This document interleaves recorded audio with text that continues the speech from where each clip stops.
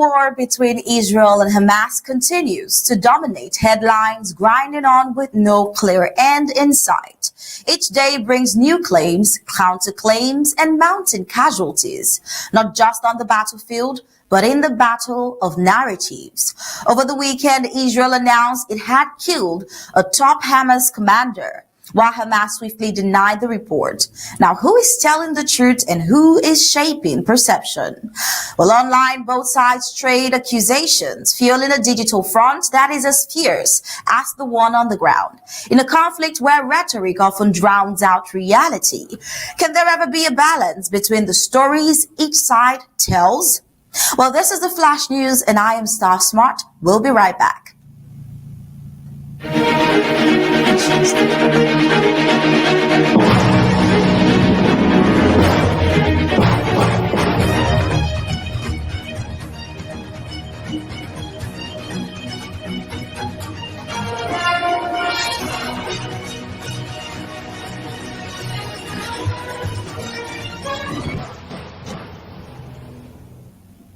Before we get into the major reports, we take a look at the home front over the weekend, where Mazam County, the cultural heartbeat and political soul of Ambazonia, successfully held its county draft, Amba Abakwa.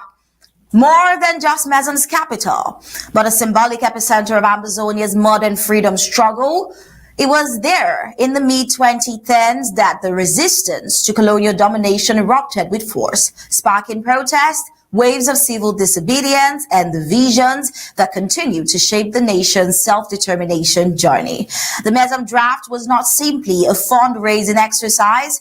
Communities at home and abroad rallied to contribute resources, reaffirming their commitment to sustaining the government of Ambazonia's effort towards the restoration of independence. In many ways, the draft served as a reminder that Mazam remains at the very heart of Ambazonia's destiny. But the county's path is not without challenges.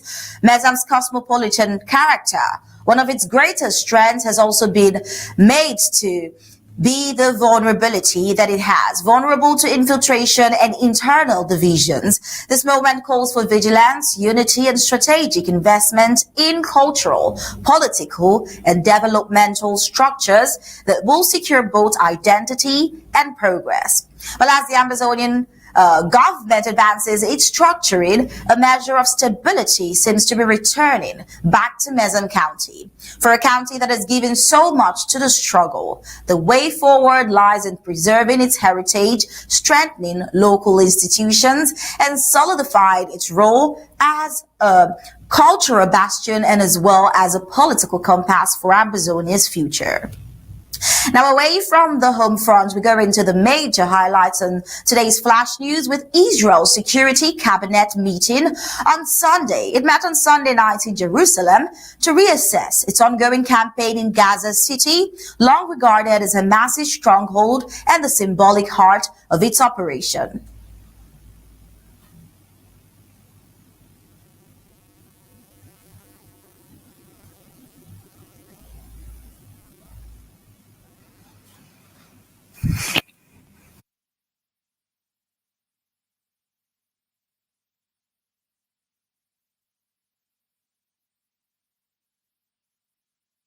These are days of great achievements, but they are also very challenging.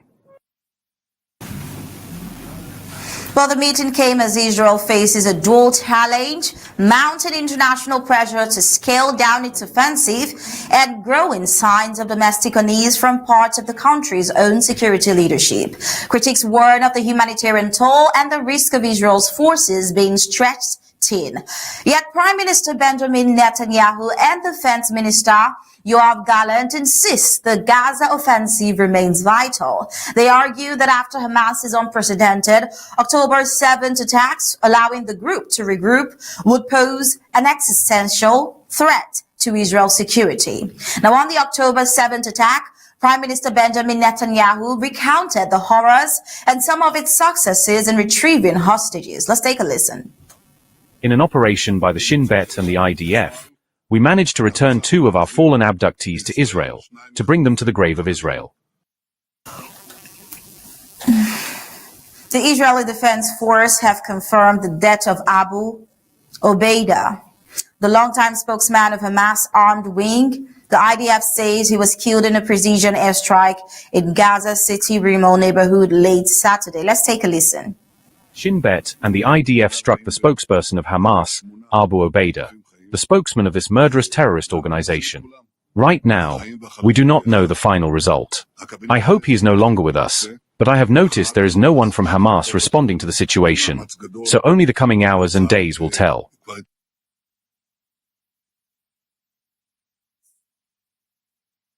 Shin Bet and the IDF struck the spokesman.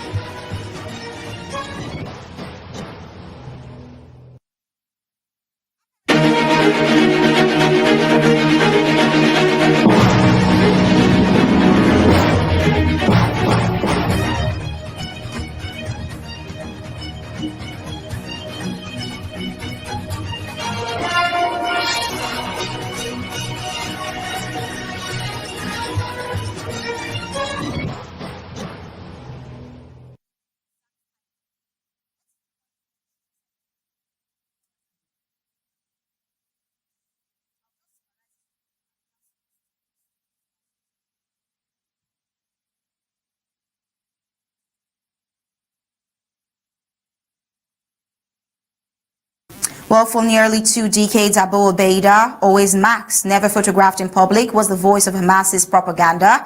He taunted Israel in televised addresses, called for attacks, and became a symbol of defiance for the group. Israel is calling his elimination a major blow to Hamas's psychological warfare, stripping the group of its most recognizable voice. Critics abroad, however, are cautioning that the strike could inflame tensions and fuel new cycles of violence. Still, Israeli officials insist this was not just symbolic but strategic. By silencing Abu Obeida, they argue Hamas loses one of its key channels of recruitment and morale. Well, over to Russia's war. We see Russia's President Vladimir Putin once again blaming NATO and the West for the war in Ukraine, speaking at the Shanghai Cooperation Organization Summit in the Chinese city of Tianjin. Putin said Russia was provoked by years of Western encroachment and destabilization.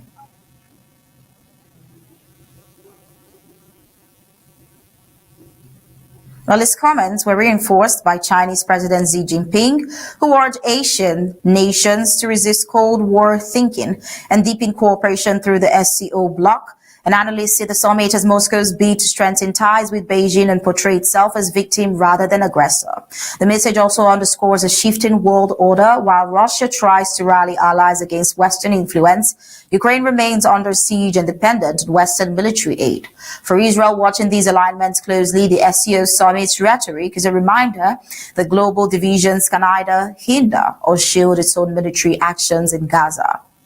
Still in Ukraine, it has arrested a suspect in the assassination of Andriy Parubi, the country's former parliamentary speaker, who was gunned down in Lviv over the weekend. Authorities say the gunman posed as a courier before ambushing Parubi near his residence. President Volodymyr Zelensky condemned the killing as horrific murder that underscores Ukraine's vulnerability even far from the front lines. Злочин був, на жаль, ретельно підготовлений, але робиться все для розкриття цього злочину. Говорив також з Василем Малюком, Служба безпеки України залучена до розслідування. Я доручив невідкладно представляти нашому суспільству перевірену інформацію. Мої співчуття рідним та близьким друзям Андрія Парубія.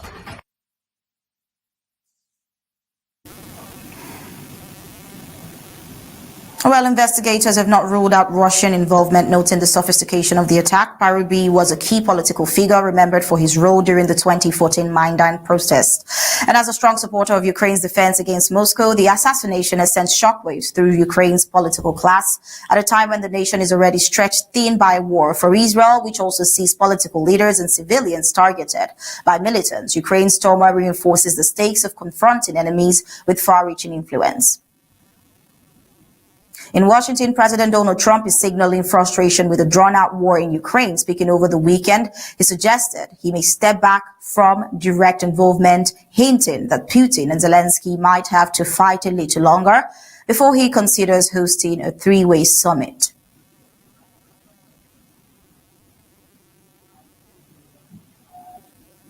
Well, Trump has also accused... For a very long time, Russia launched this attack on Kyiv, and likewise, Ukraine recently dealt a blow to Russia's oil refineries. They have taken out, as a matter of fact, 20% of Russia's oil refinery capacity over the course of their attacks throughout the month of August. So the president is continuing to watch this intently, and this killing, unfortunately, will continue as long as the war continues, which is why the president wants it to end. And that's why he's worked harder than anyone to end this war, which would have never started if he were president. But perhaps both sides of this war are not ready to end it themselves. The president wants it to end, but the leaders of these two countries need it to end and want it to end, must want it to end as well. And I think the president will make some additional statements on this later.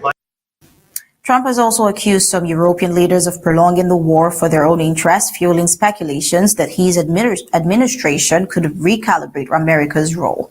Now, such a shift could and would mark a dramatic change in United States foreign policy, leaving Ukraine more exposed and giving Moscow greater leverage. Analysts say the United States president's calculation is clear: avoid getting trapped in Europe's war while focusing on American priorities. For Israel, this development signals both opportunity and caution. Opportunity in maintaining strong U.S. alignment on Middle East security, but caution as Washington shows less appetite for long foreign entanglements. Now, a humanitarian crisis is unfolding in eastern Afghanistan, where a 6.0 magnitude earthquake struck late Sunday near the Pakistan border. Officials say at least 800 people are dead and more than 2,500 injured, with the toll expected to climb. Entire villages in Nangarhar and Kunar provinces have been flattened. Mud brick homes crumbled instantly and landslides blocked key roads, complicating rescue efforts. The Taliban government has launched emergency operations, deploying helicopters to ferry survivors to overwhelmed hospitals. Aid groups warn of desperate shortages of shelter, food, and medical supplies. Afghanistan has endured deadly quakes before, including the 2022 and 2023 disasters that killed thousands. This one comes amid the country's ongoing isolation under Taliban rule, limiting the international response. Global leaders are pledging aid, but the quake adds yet another crisis to a world already fractured by wars in Ukraine and wars in Gaza. For Israel, the shift in focus of humanitarian headline could temporarily ease some of the international pressure on its military campaign. Still with Indonesia, we see 3 people have died and dozens more injured in Indonesia after protests spiraled into violence this weekend. The trigger: a video showing a motorcycle taxi driver, 21 years old Afan Kurniawan, tragically run over by a Brimob armed police vehicle. The armored police vehicle was amid demonstrations over lawmakers' pay and perks that locals say are out of touch with soaring living costs. Now, what followed was an intensity not seen in Indonesia under President Prabowo Subianto since he took office. Fires engulfed regional parliament buildings from Makassar in South Sulawesi to Pekalongan in Central Java and Cirebon in West Java. In Makassar alone, 3 victims were trapped and perished in the blaze. To which the unrest has now forced Prabowo to pull out of a planned diplomatic trip to China and take a public stand, announcing a rollback of controversial housing allowances, launching an investigation into Afghan's debt and spending lavish perks for lawmakers. These demonstrations aren't just about money, they're a measure of public trust. If a government cannot manage the fury that follows a tragedy like this, what does that say about its ability to enact real reform in the face of rising inequality? A United States federal judge has delivered a significant setback to President Trump's immigration agenda. Judge Jacob has blocked the administration's expansion of expedited removal, a program that lets officials deport undocumented migrants without a court hearing, even those living inside the country for up to 2 years. Previously, fast-track deportations were limited to individuals apprehended near the border shortly after re-entering. Now the judge sharply criticized the policy's emphasis on speed, warning of due process violations. In other words, by defending this skimpy process, the government suggested that migrants are entitled to no process under the Fifth Amendment, a claim that she warned puts everyone's rights at risk. This isn't just a legal hiccup, it is a moral flashpoint in the quest for rapid enforcement. How much of America's constitutional foundation is being sacrificed? If due process can be sidelined in pursuit of efficiency, what precedent is being set for other rights? Well, regardless of this concern, President put his own concern forward. Well, these are people that focus on destroying people in their homes. They're not as international in that sense. They're a group of thugs. They come from Venezuela. They come from the prisons of Venezuela. They're very, very dangerous people, but they didn't look so dangerous when the guards took care of the situation from El Salvador. And I want to thank the president. He's a friend of mine. He's done a great job. But I just can't imagine that the Democrats are taking this issue where they want to have them back.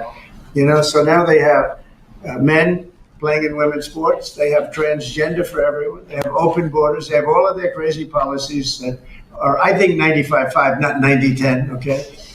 And their new policy is, let's bring Trinidad back into our country. Let's bring these are the worst gang members there are. They looked amazingly frail, though. By the way they were handled. It's very amazing. They weren't, when they were in Colorado, cutting the fingers off a man because he made a phone call to the police. They seemed a lot tougher then than they did when they were having their head shaved and they were in shackles.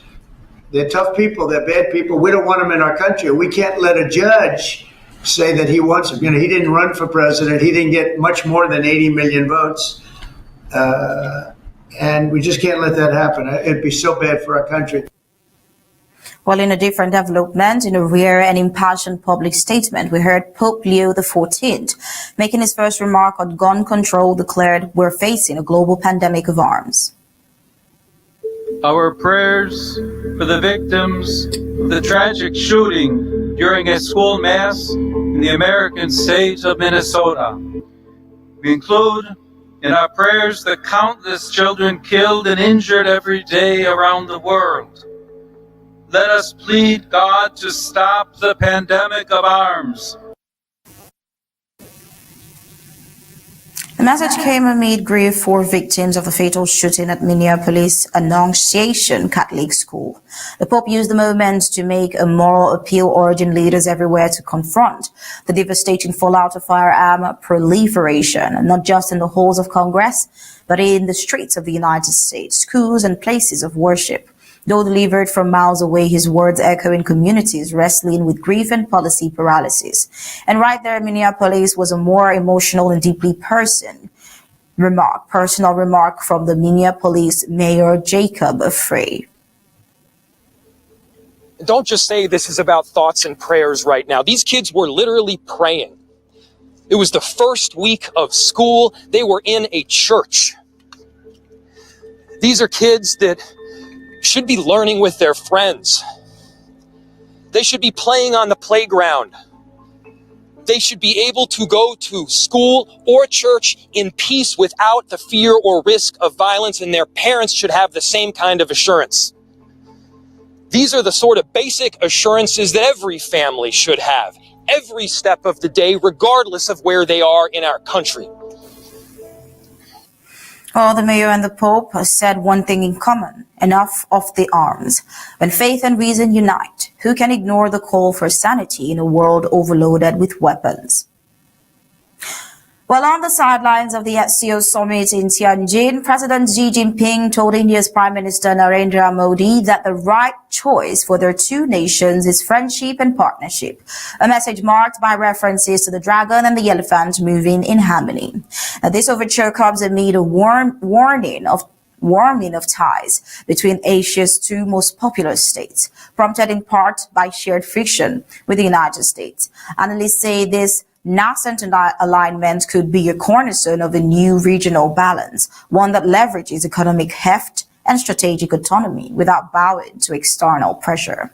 In a shifting global landscape, partnership like this may define tomorrow's world as much as alliances do.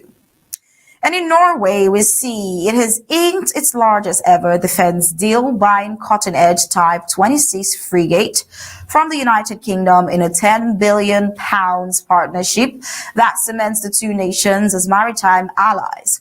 Now, these vessels, designed for anti-submarine warfare, will patrol the northern European and Arctic waters alongside Britain's fleet. Beyond industrial benefits, supporting 4,000 United Kingdom jobs, the deal sends a broader message. Even smaller NATO members are ramping up deterrence amid rising threats from the Arctic to the Baltic. It is a calculated investment in regional security that underscores how deepening cooperation can serve as a universal defense signal. But as the dust settles on today's developments, one thing emerges clearly: the balance between power and responsibility is being tested everywhere, from parliaments in Asia to battlefields in Europe and the Middle East, from the pulpit of the Vatican to the halls of Washington. Whether through protest, diplomacy, or disaster response, nations and leaders are confronted with choices that will reverberate far beyond their borders. The question only remains: will these decisions steer us towards cooperation or deepen the divides shaping the world? And that brings us to the end of the Flash News. Thank you for watching.